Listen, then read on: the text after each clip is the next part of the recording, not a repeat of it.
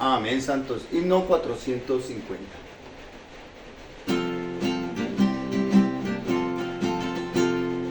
Dios planeó que el hombre se uniera a él y que este hombre naciera otra vez. Su vida impartirle hasta rebosar y que como un vaso le pueda expresar A su propia imagen hizo al hombre Dios para que cumpliera el plan que él trazó. le ofreció el árbol de la vida a él para compartirlo en su esposa fiel. Su fluir de vida lo transformará, precioso en sustancia lo conformará. A su complemento lo edificará como su morada y su bienestar. Todos los llamados, mezclados con Dios, son la ciudad santa y su habitación. En su contenido, ellos su expresión, llenos de su gloria en perfecta unión. Dios allí es el centro, en el trono está, su vida los guarda en grata unidad. Hoy su luz de gloria andan en la luz, gozan de armonía, divina salud. Él es su agua viva y su provisión, su hambre y sed apaga, que satisfacción.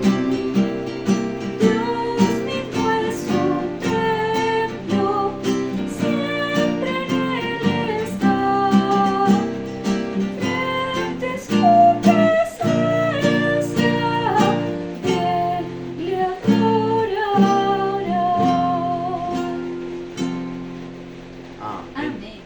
Te agradecemos nuevamente esta oportunidad Porque ella no que lo nos oye. da de No, pero estar aquí. con la iglesia, reunido con la iglesia en Bogotá. Señor, que tu espíritu fluya libremente esta tarde. Señor, nuestra confianza está en ti. Tú eres nuestra gracia. Tú eres nuestro hablar. Necesitamos tu fluir de vida. Bendice a los santos que están aquí con nosotros esta noche. Señor, edifica tu iglesia. Edifica tu iglesia viviente, Señor. Gracias por ser el Cristo todo inclusivo. Gracias por ser nuestra buena tierra. Santos, en 2 de Timoteo 1:9, el apóstol nos da esta palabra. Dice, quien nos salvó y llamó con llamamiento santo, no conforme a nuestras obras, sino según el propósito suyo y la gracia. Dios nos llamó según el propósito suyo. Uno de los nombres que tenemos para la iglesia es la iglesia los llamados. La iglesia no es un templo. La iglesia son los llamados fuera del mundo, fuera de todas las cosas y de todos los compromisos en este universo para ser el pueblo de Dios. En 2 de Timoteo se nos habla de este llamamiento santo y se nos dice que no conforme a nuestras obras, sino según el propósito suyo. Dios no solo nos salvó para que disfrutemos sus bendiciones, sino que también nos llamó con un llamamiento santo, un llamamiento para una causa específica, para cumplir su propósito eterno.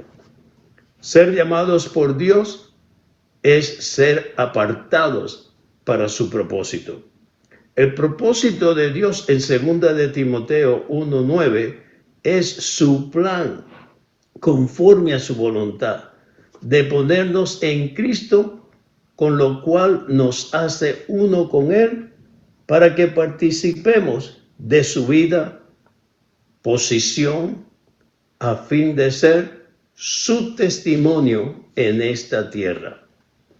Dios nos salvó y nos llamó según su propósito, y ahora su propósito debería llegar a ser nuestro propósito. Necesitamos ver la salvación desde la perspectiva de Dios. El propósito de la salvación de Dios, o de la salvación que Dios efectúa, es que las personas que Él ha creado y redimido tengan la filiación. La filiación es que tengan la vida del Hijo y sean conformados a la imagen de su Hijo, para que el Hijo sea el primogénito entre muchos hermanos. La salvación conlleva que seamos salvos de una vida humana que carece de significado. Nuestra vida humana no tiene ningún significado sin el Señor Jesús, sin la vida divina. El Evangelio nos lleva a que nos liberemos de esa vida que no tiene significado. Dios creó a un hombre que tenía un gran significado y propósito.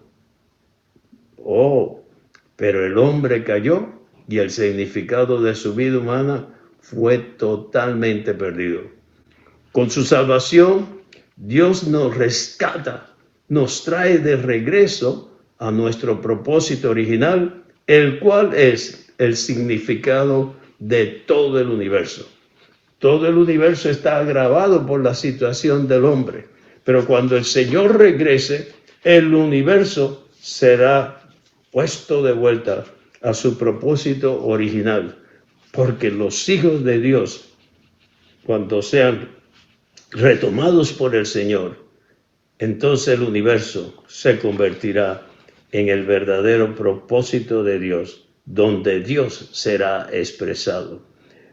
Me llama mucho aquí la atención de que nos llamó con un llamamiento santo, pero en Efesios 1:11 leemos lo siguiente: en que también fuimos designados como herencia, habiendo sido predestinados conforme al propósito del que hace todas las cosas según el consejo de su voluntad. Dios tiene una voluntad, y esa voluntad, la voluntad de Dios, es la que se va a llevar a cabo. Por eso nosotros cuando oramos decimos: Padre nuestro que está en los cielos, santificado sea tu nombre y sea hecha tu voluntad. Dios no solo nos salvó para que disfrutáramos su bendición, sino que también nos llamó con un llamamiento santo, un llamamiento que tiene una meta específica a fin de cumplir el eterno propósito de Dios. El propósito de Dios aquí mencionado es su plan conforme a su voluntad de ponernos en Cristo, con lo cual nos hace uno con Él para que participemos de su vida y posición a fin de ser su testimonio. Nosotros no solamente participamos de la vida del Señor, sino que también participamos de la posición que nuestro Señor tiene.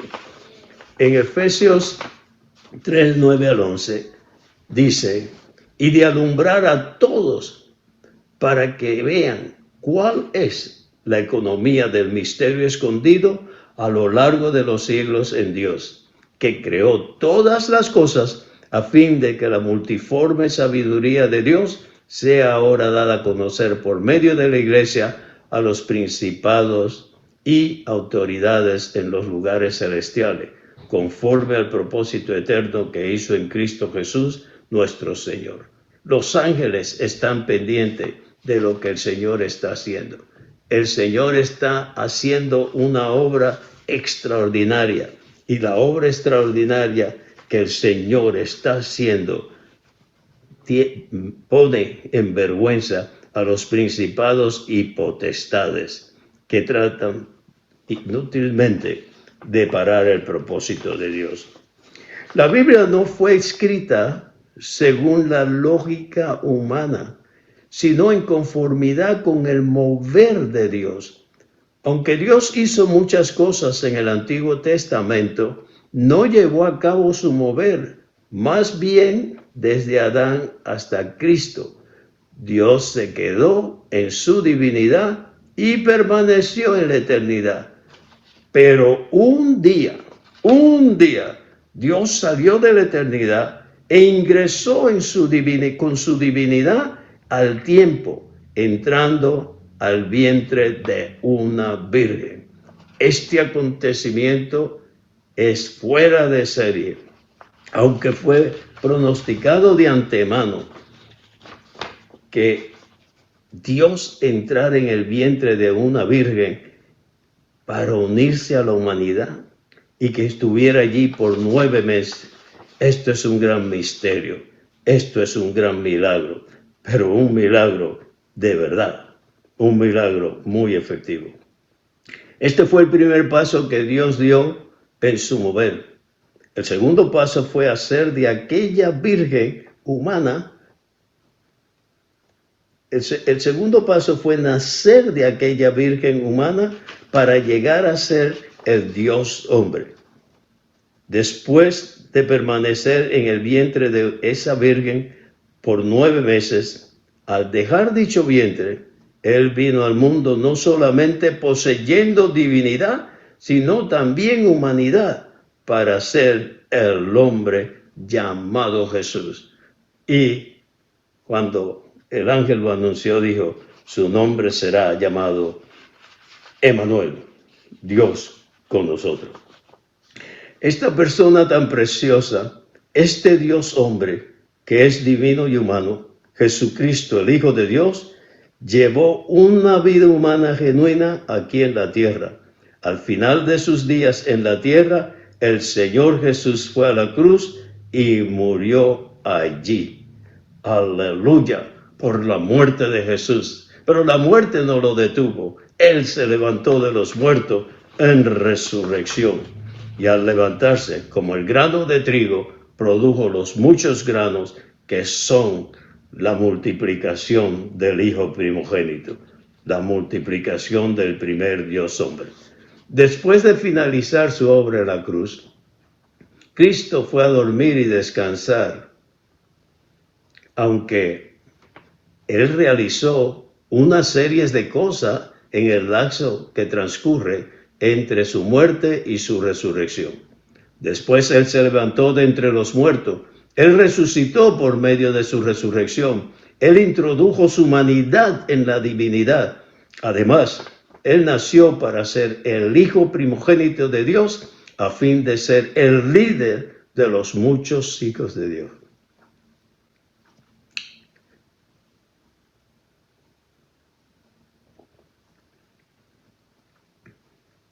En su resurrección, Cristo es también el Espíritu que da vida, el Espíritu dador de vida.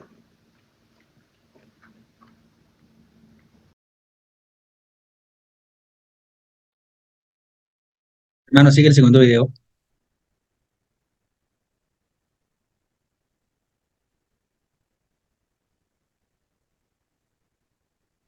De Cristo, todos los escogidos de Dios fueron regenerados para ser los muchos hijos de Dios, quienes han sido hechos los miembros de Cristo, que constituyen su cuerpo, el cual es la iglesia de Dios.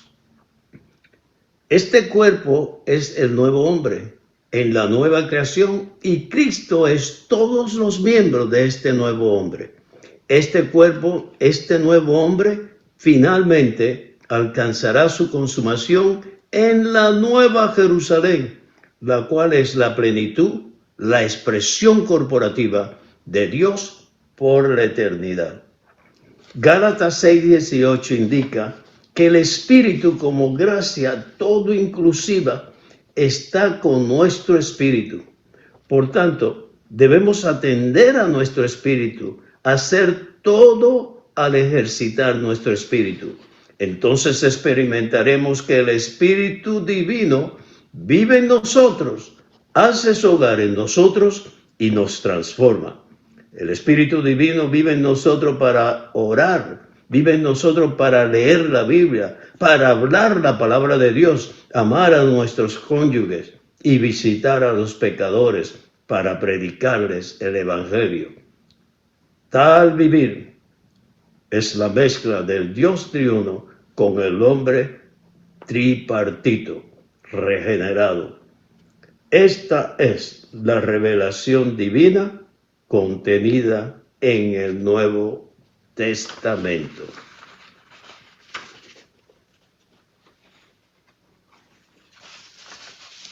En el día 3 vemos algo muy interesante. Dice que nosotros fuimos en Efesios 1:5 predestinados para filiación. Esta palabra predestinados para filiación es sumamente importante.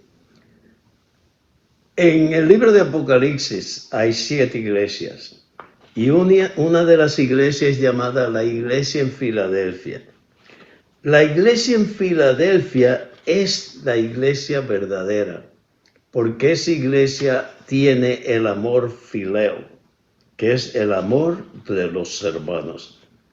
Aún en el libro de Juan, el apóstol Juan, en una de sus epístolas, dice, el que no ama no conoce a Dios, porque Dios es amor.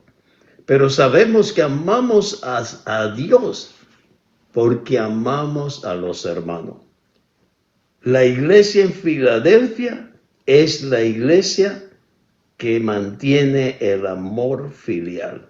Y para esto, una de las responsabilidades de la filiación, para que la iglesia sea la iglesia verdadera, la iglesia en Filadelfia, es el amor a Dios y el amor a los hermanos, y eso incluye el perdonar, el olvidar, el ser paciente, muchos atributos de Cristo, que son los que nos mantendrán como tal iglesia. Dice que predestinándonos para filiación por medio de Jesucristo para sí mismo, según el beneplácito de su voluntad.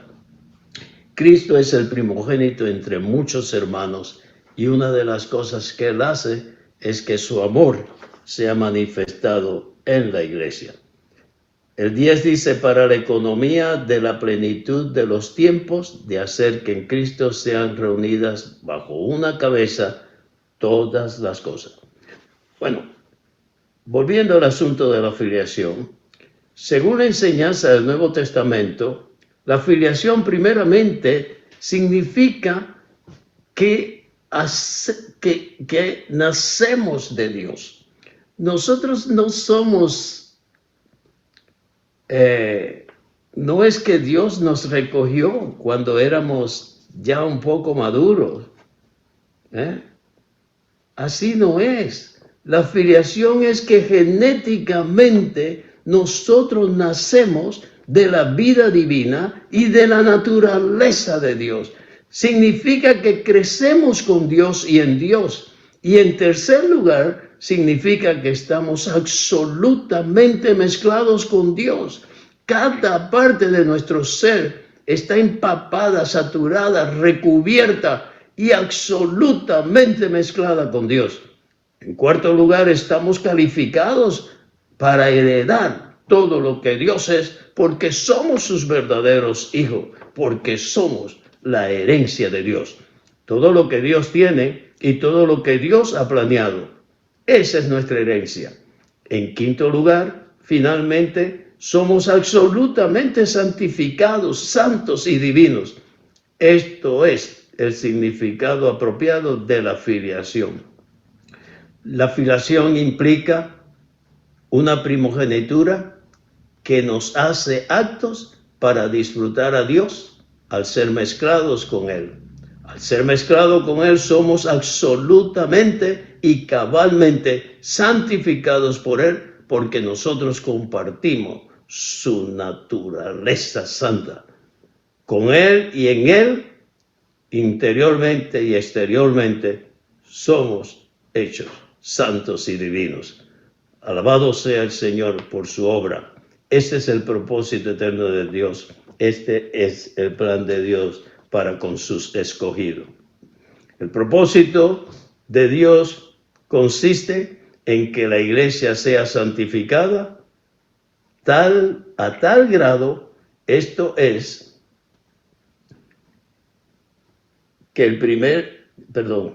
a tal grado que llegue a ser exactamente una reproducción de sí mismo por medio de su Hijo. Esto es el primer elemento del propósito que Dios tiene con respecto a la iglesia. El segundo aspecto del propósito de Dios consiste en que el enemigo de Dios sea sojuzgado, derrotado y que se exhiba la multiforme sabiduría de Dios por medio de la iglesia, porque Dios en Cristo destruyó a su enemigo. Y Dios ha mostrado su misericordia a nosotros al destruir al enemigo y al liberarnos nosotros de la garra del enemigo. Toda creación está sujeta a vanidad y está bajo la esclavitud de corrupción que hemos heredado del enemigo de Dios. Esta corrupción de toda la creación proviene de las tinieblas. Las tinieblas vinieron de la muerte y la muerte vino de Satanás. Cuando Eva comió del árbol que no debía, el árbol de conocimiento del bien y demás, un veneno entró en ella y malversó su constitución. Este veneno es la muerte, y esa muerte la inyectó el enemigo de Dios, Satanás. Esto se revela claramente en las Escrituras. Por medio de esto podemos ver que Dios tiene un propósito que cumplir y Él tiene un enemigo y muchos problemas. La muerte, las tinieblas, la confusión, la corrupción, la esclavitud y la vanidad de su creación, porque toda la creación cayó en vanidad. Ahora Dios tiene que hacer algo por sus criaturas, puesto que Satanás las ha dañado. Dios se está forjando en nosotros y se está mezclando con nosotros para que podamos ser santos, absolutamente santificados por Él, en Él y con Él. Cada parte de nuestra naturaleza humana se mezclará con la naturaleza divina. En el tipo del Antiguo Testamento, nosotros hemos visto que el plan de Dios es que lleguemos a ser la mezcla de Dios con la humanidad. Señor Jesús, nos abrimos a tu mover para que tú logres lo que necesitas en nosotros. Y el día 4 tenemos Colosenses 1, del 9 al 10. Dice que por lo cual también nosotros, desde el día que lo oímos, no cesamos de orar por vosotros y de pedir que seáis llenos del pleno conocimiento de su voluntad en toda sabiduría y entendimiento. Bueno, en el Antiguo Testamento, uno que experimentó esto fue Job. Al principio no entendía lo que Dios estaba haciendo con él, pero luego él pudo decir, de oídas te había oído, pero ahora mis ojos te ven. Ahora entiendo tu plan, era lo que quiso decir Job.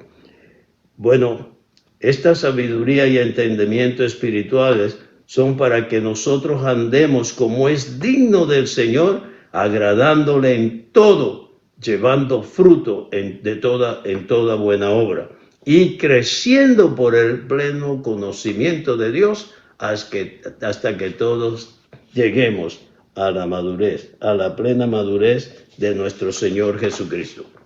Ser llenos del pleno conocimiento de la voluntad de Dios significa simplemente tener la revelación del plan de Dios, de modo que por medio de dicha revelación sepamos lo que Dios planea hacer en el universo. Dios quiere recobrar todo el universo, porque toda la creación cayó en degradación, pero el Señor la está recobrando. Y cuando los hijos sean manifestados, la creación volverá con toda su hermosura a su realidad primitiva y aún a una máxima belleza en todos los sentidos. La revelación del plan de Dios nos abre el camino para experimentar más de Cristo. Así que necesitamos pasar más tiempo aprendiendo acerca de Cristo en el plan de Dios.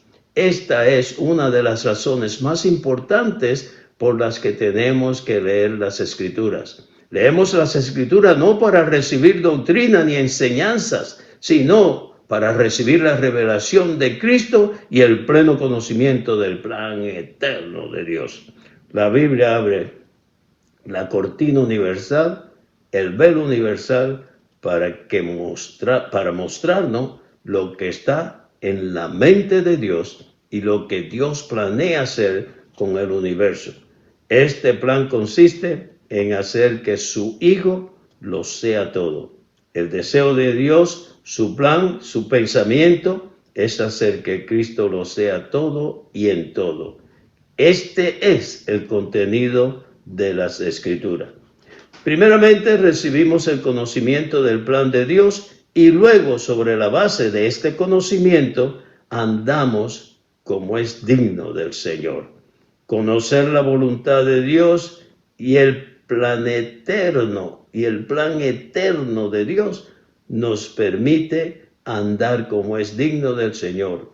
La revelación que recibimos dirige nuestro andar.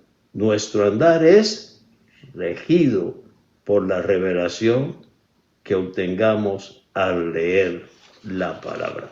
Santos, nuestra responsabilidad para poder crecer y para que esta revelación sea efectiva y sea parte de nuestro diario vivir es ir a la palabra. Es la palabra lo que da la sustanciación de la realidad de Dios en nuestra vida diaria. Es la palabra nuestro alimento, el elemento, sustancia, la energía que nos hace vivir la vida cristiana. La vida cristiana no se vive por imitación, sino se vive por la expresión de Dios en nuestro diario vivir.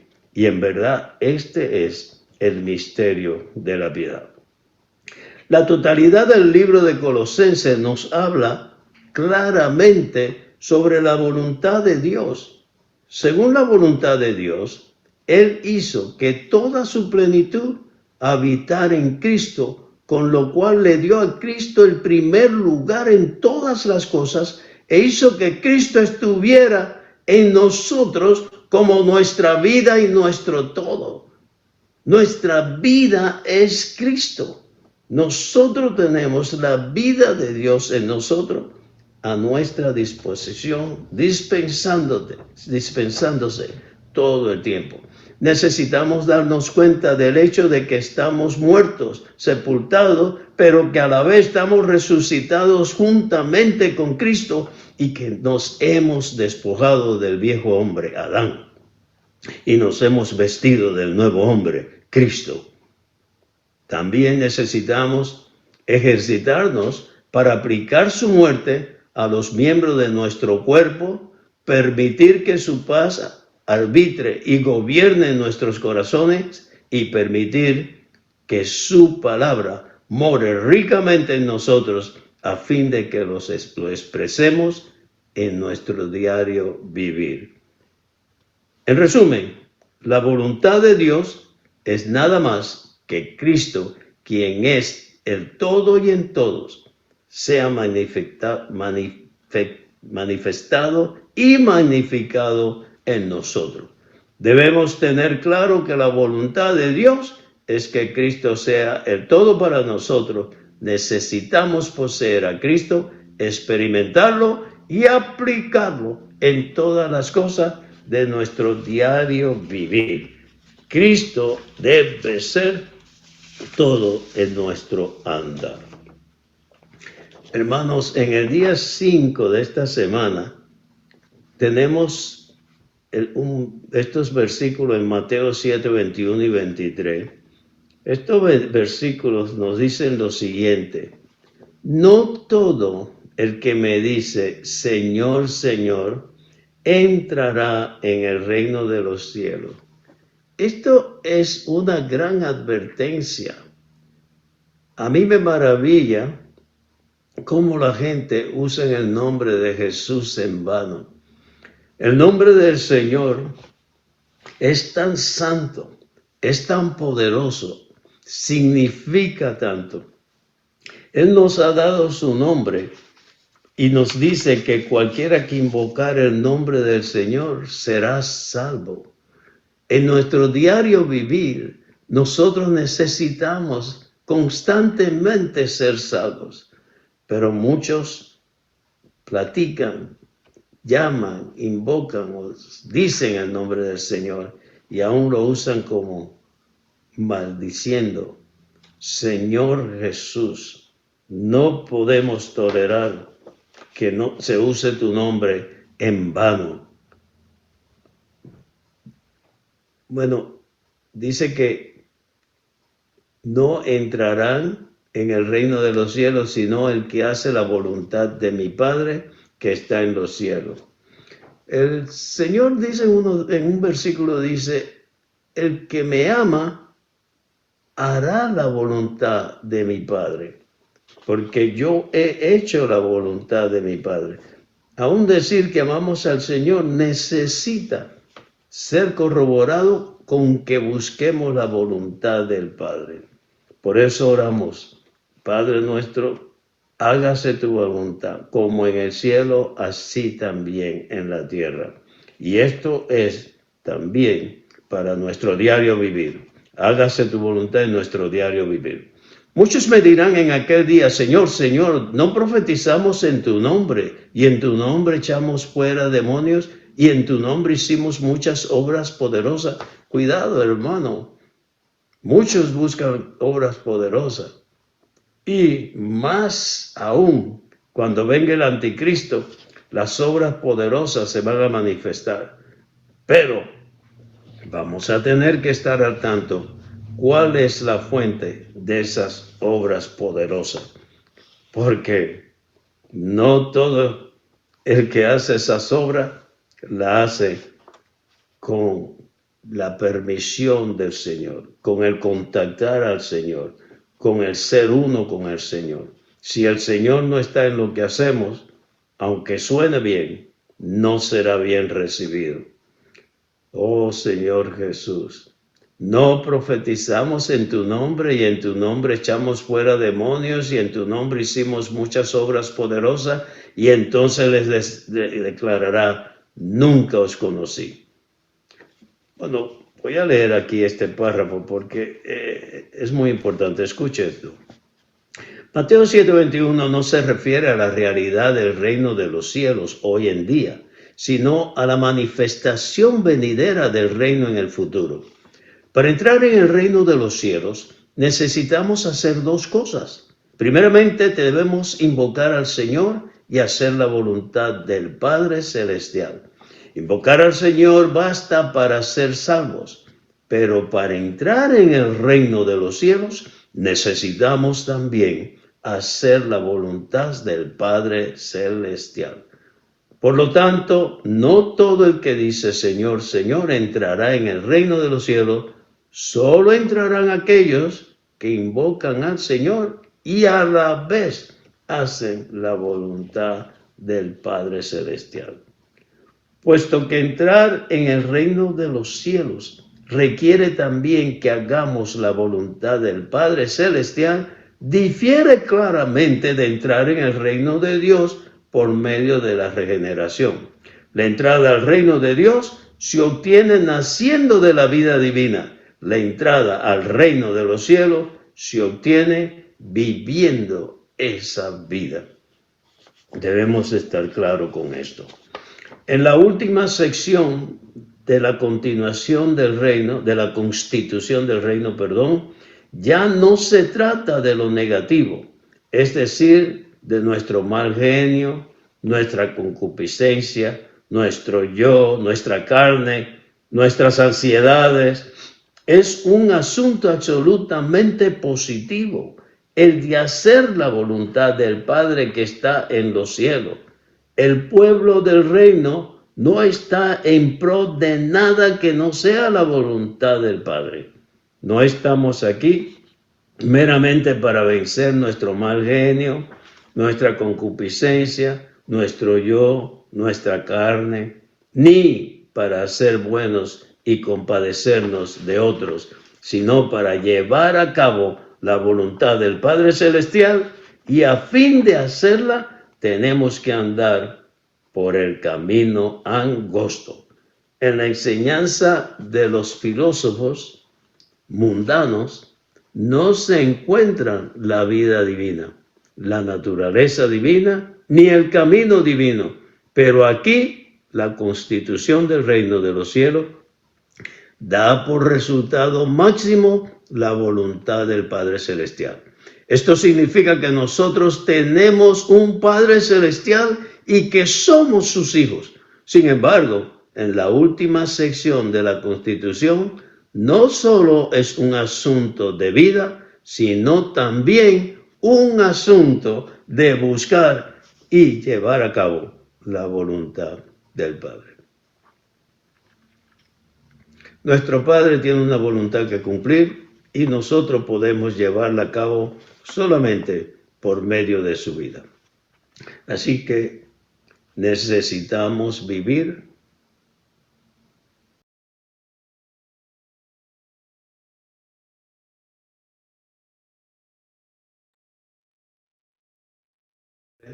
es edificar la iglesia sobre el Hijo como roca.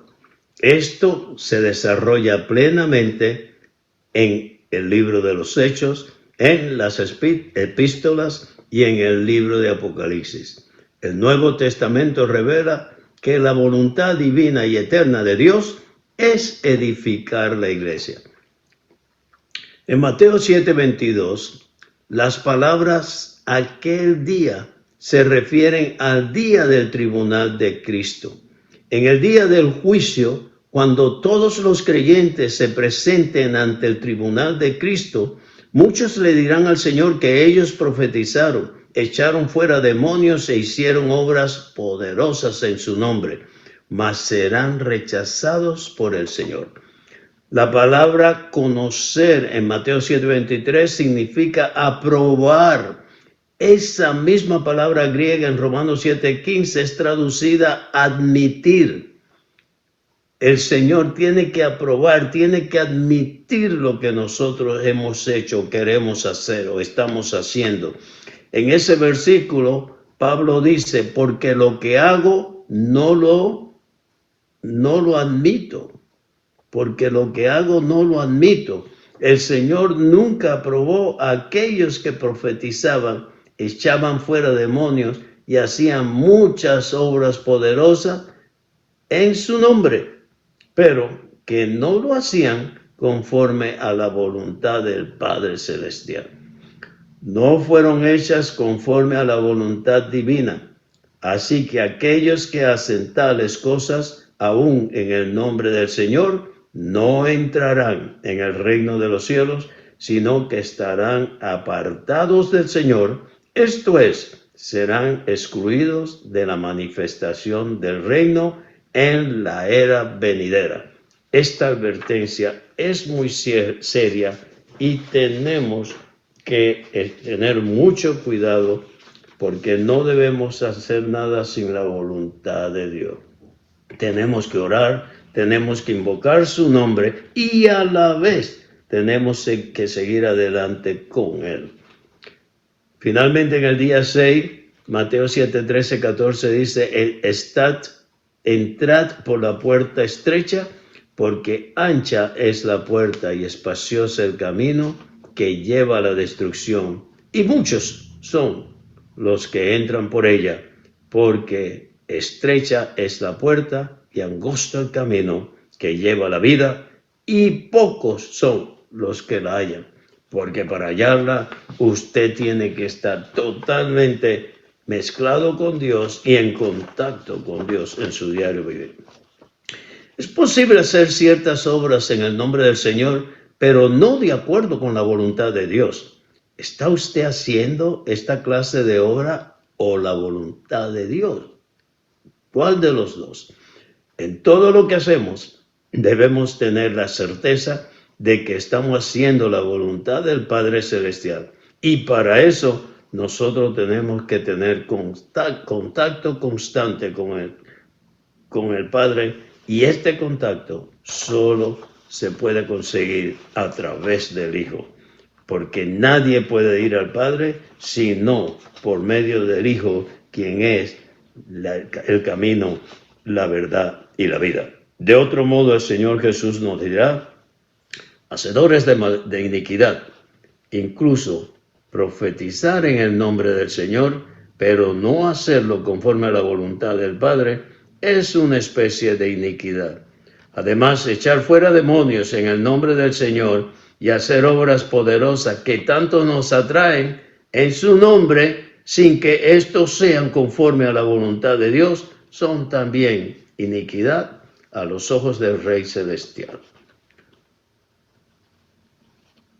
Los corredores en cualquier carrera deben correr en los carriles apropiados. Aunque usted pueda correr más rápido que los demás, su correr tiene que estar restringido a los carriles apropiados. Y no será reconocido su triunfo si usted corre fuera de las líneas de su carril. Hoy la obra de muchos obreros cristianos no está restringida por las líneas celestiales. Oh Señor Jesús, restrígenos, Señor, que podamos estar conscientes de estas advertencias. La consumación de la constitución del reino de los cielos consiste en que seamos introducidos por la puerta estrecha y nos mantengamos en el camino restringido. No podemos ocuparnos de profetizar, no debemos ocuparnos de profetizar, de echar fuertes demonios o de obras poderosas.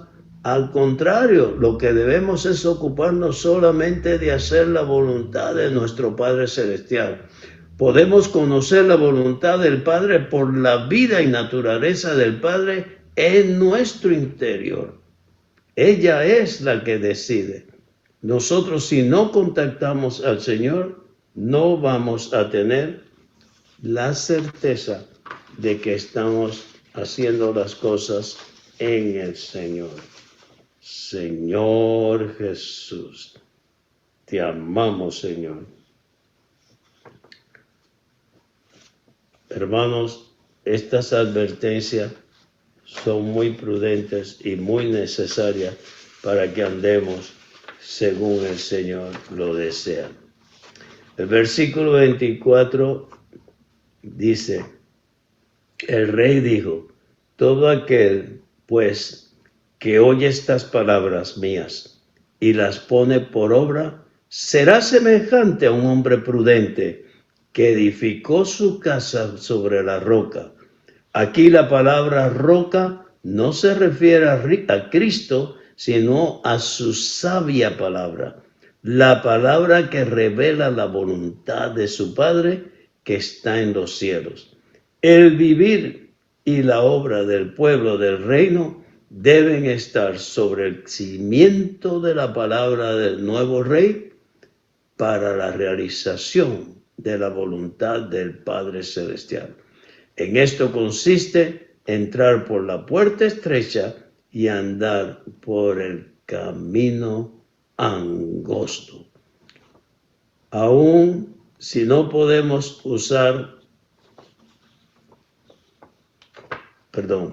aún debemos usar nuestra parte interna para nosotros estar seguros de que estamos andando en los negocios de nuestro Padre.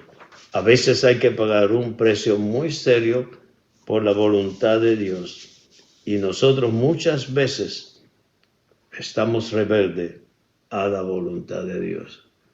Señor, que esta advertencia sea muy prudente para nuestro diario vivir.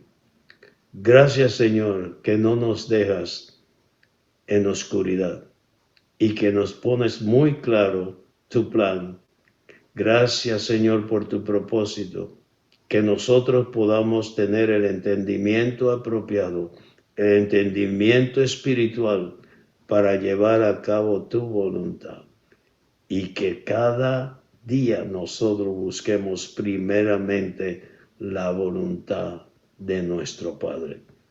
Señor, te amamos y confiamos en tu veracidad, en tu bondad y en el entendimiento que tú imparte a nosotros, que podamos tomarte como nuestro patrón, como nuestro guía,